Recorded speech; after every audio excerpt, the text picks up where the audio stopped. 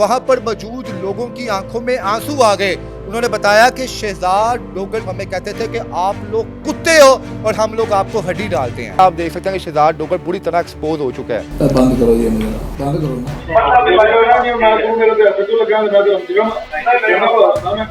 से कम मैं सर मुझे आप गलती है, मुझे छोड़ दो, मुझे कहते चाहे पीछे होए। अभी कोई धमकी आती है या सुलह का कोई पैगाम आता है तो क्या करेंगे? धमकी दे के देख लें मुझे। फिर वो पानी का बहाना करके कि मैंने पानी पीना है, वो पानी के लिए उन्होंने कैमरा बंद करवाया और उसके बाद ऐसे गुस्से में खड़े तो मेरे से ऐसा क्यों लगा है सर जे मार पै सकदी है टॉर्चर रूम ਤੁਸੀਂ ਬਣਾਇਆ होते बकायदा तौर पे। टॉर्चर रूम में उनके जो पार्टनर थे उन्हीं को लेके जाया? को भी लेके जाया जाता था। वहाँ पे जो ग्राहक आते थे, जो मामला थे उनके साथ किया जाता था। मैंने कहा शहजाद डोगर साहब आपकी और बाबू भाई की और बाड़ी भाई की और जितने भी आपके पार्टनर्स उनकी लड़ाई क्यों हुई?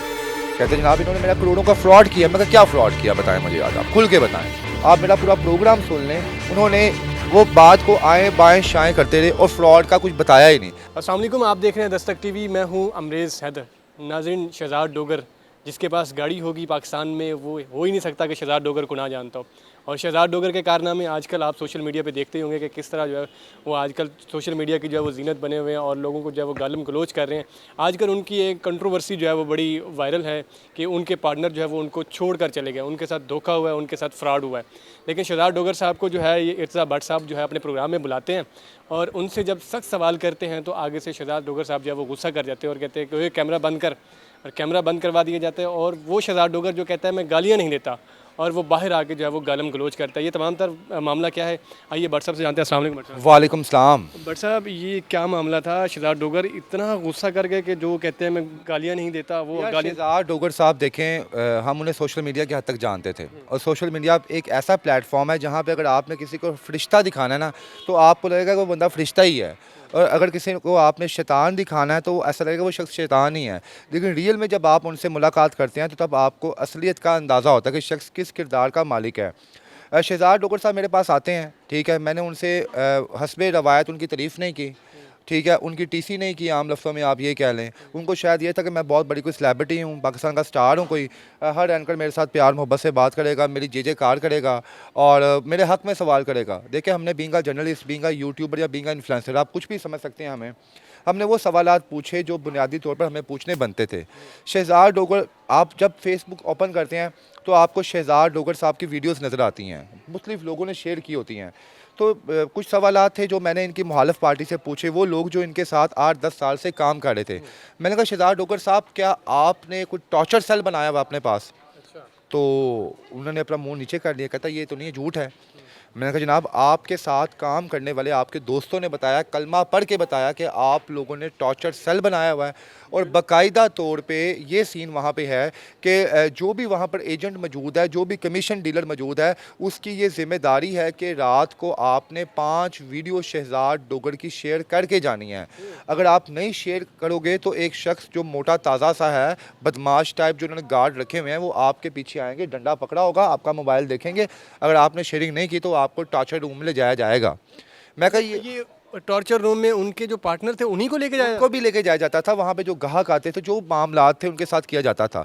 फिर मैंने कहा शहजाद डोगर साहब आप जो है बाकायदा तौर पे जब कोई गाड़ी इंस्पेक्शन के लिए आती है तो आप 2500 रुपया वो चार्ज करते हैं, 15,000 रुपया एक साइड पे कमीशन लेते हैं, 15,000 रुपया दूसरी साइड पे लेते हैं। तो आप मुझे ये बताएं कि शहजाद डोगर वो बंदा जो 8,000 रुपया महीना कमाता था जब वो खुद गरीब था, तो आज वो गरीबों को कितना हक अदा करता है? आप तो मुख्तलिफ प्लेटफॉर्म्स पे यही कहते हैं कि मेरे साथ काम करने वाले तमाम मेरे बराबर के पार्टनर्स हैं। तो यहाँ पर उनकी बोलती थोड़ी बंद हो गई, तो उन्होंने कहा जनाब मैं 21,000 रुपया खुद रखता हूँ। मैं कहा शहजाद साहब 800 गाड़ी आपकी बिकती है तो आप हर गाड़ी में से 21,000 रुपया कमाते हैं, जो बाकी 9,000 रुपया है वो वहाँ पे 4 से 5 लोगों में डिवाइड होता है। इसके अलावा वहाँ पे जो लंगर बंटा जाता है वो भी उसी 9,000 रुपये के 21 नहीं 31,000 रुपया उनकी तरफ से लगाया गया था कि 40,000 टोटल होता है, जिसमें से 9,000 उनको देते हैं। उसके बाद मैंने जो असल मुद्दा था उस पर आया। मैंने कहा शहजाद डोगर साहब आपकी और बाबू भाई की और बाड़ी भाई की और जितने भी आपके पार्टनर्स इनकी लड़ाई क्यों हुई? कहते जनाब इन्होंने मेरा करोड़ों का फ्रॉड किया। मैं कहा क्या फ्रॉड किया बताएं मुझे, आज आप खुल के बताएं, आप मेरा पूरा प्रोग्राम सुन लें। उन्होंने वो बात को आएँ बाएँ शाएँ करते रहे और फ्रॉड का कुछ बताया ही नहीं। अब मैं बताता हूँ कि शहजाद डोगर साहब ने कहाँ पे गलती की। शहजाद डोगर साहब के जो मेला लगता था वहाँ पर 15,000 रुपया चार्ज किया जाता था बाहर से, 15,000 रुपया सेलर से चार्ज किया जाता था और टोटल 21,000 रुपया शहजाद डोगर की जेब में जाता था और 9,000 रुपया बाकी एजेंट डीलर जो भी थे उनकी जेब में जाता था। शहजाद डोगर साहब का फरमान जारी होता है शहनशाह बाबर साहब का कि आज के बाद 20,000 रुपया बायर देगा और 20,000 रुपया सेलर देगा। साथ इन्होंने स्कीम डाल दी, कमीशन बढ़ गए। जो बाबू भाई थे जो वहाँ पे सरबराह थे उन्होंने कहा जनाब आला कि आप शहजाद साहब आप तो क्योंकि यहाँ पे बैठते नहीं हैं, बैठता तो मैं हूँ, अब आपने 20-20 हज़ार रुपया कमीशन बढ़ा तो दिया, अब ऐसा करें आप जहाँ पे आप 9,000 रुपया पहले देते थे ना वहाँ पे आप अपने इन एम्प्लॉयज़ का, इन डीलर्स का, इन तमाम एजेंटों का 15,000 रुपया कर दें।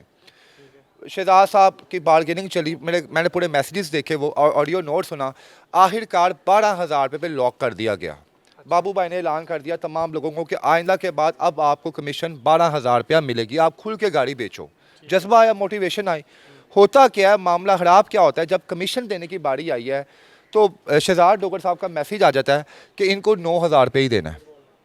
अब बाबू भाई चूँकि फेस थे सबके, बाबू भाई को तमाम लोग आते हैं एजेंट्स, वो बाबू भाई के पास आते हैं और आके कहते हैं जनाब आला कि आपने तो हमें 12,000 रुपये का कहा था, अब 9,000 रुपये हमें देने, हमने तो नहीं लेने आपसे।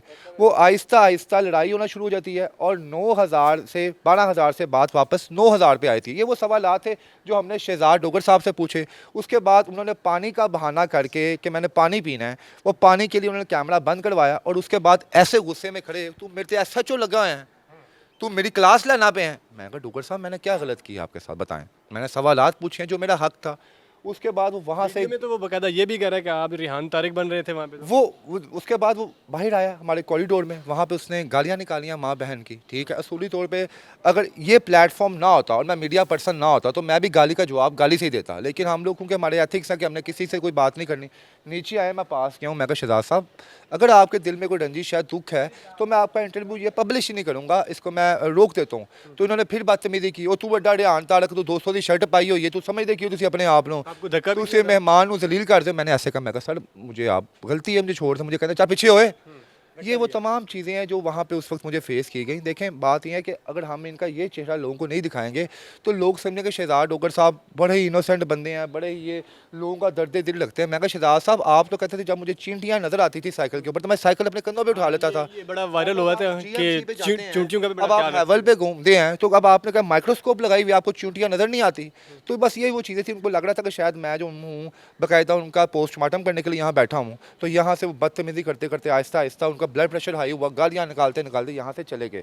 मेरी डॉक्टर सबई अली इकराम साहब से गुजारिश है कि डॉक्टर साहब अल्लाह पाक ने आपकी ज़बान में मिठास अता फरमाई हुई है, तो खुदारा जब ऐसे लोगों को आप अपना दोस्त बनाते हैं तो आप इनको बताएं कि जो हकूकुल इबाद होते हैं वो हकूकुल अल्लाह से पहले हैं।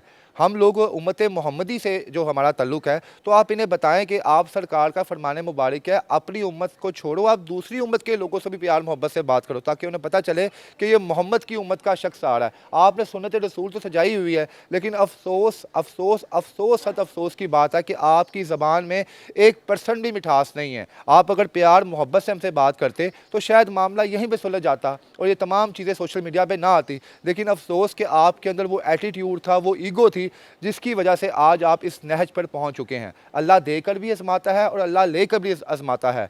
जब आपके पे मुश्किल टाइम था तो अल्लाह ने आपको करोड़ों रुपये अता फरमाए, और आज देख लें क्या चल रहा है सोशल मीडिया पे। एक हफ्ता पहले जहाँ पे शहजाद डोगर जिंदाबाद के नारे लग रहे थे, और वहीं पे आप देख सकते हैं कि शहजाद डोगर बुरी तरह एक्सपोज हो चुका है। तो मेरी शहजाद डोगर साहब से गुजारिश है कि खुदारा जो अब अल्लाह ने आपको इज्जत दी हुई है इससे आप संभाल के रखें, क्योंकि अल्लाह पाक अरश से फर्श पे भी लेके आ जाता है और फर्श से अरश पे भी ले जाता है। बट साहब आपको ये नहीं लगता कि आप जो भी कोई जो है वो सख्त क्वेश्चन करे तो वो आगे से उससे वाला रिएक्शन क्यों देते हैं, हालांकि उसके लिए तो मौका होता है कि वो अपना जो है वो सफाई पे। मैं बदमाश टाइप बंदा हूँ, मैं डॉन हूँ, ठीक है, मैंने कोई जगह मारा हुआ है भाई, जगह यहाँ पे हर किसी ने मारे हुए हैं।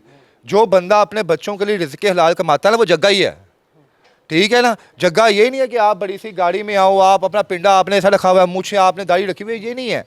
शहजाद डोगर साहब यहाँ पे हर दूसरा बंदा जगह है। तो खुदा का वास्ता है अपनी इज़्ज़त अपने हाथ में रखें, हमारी इज़्ज़त हमारे हाथ में। आप आएँ अच्छे तरीके से सवालों के जवाब दें।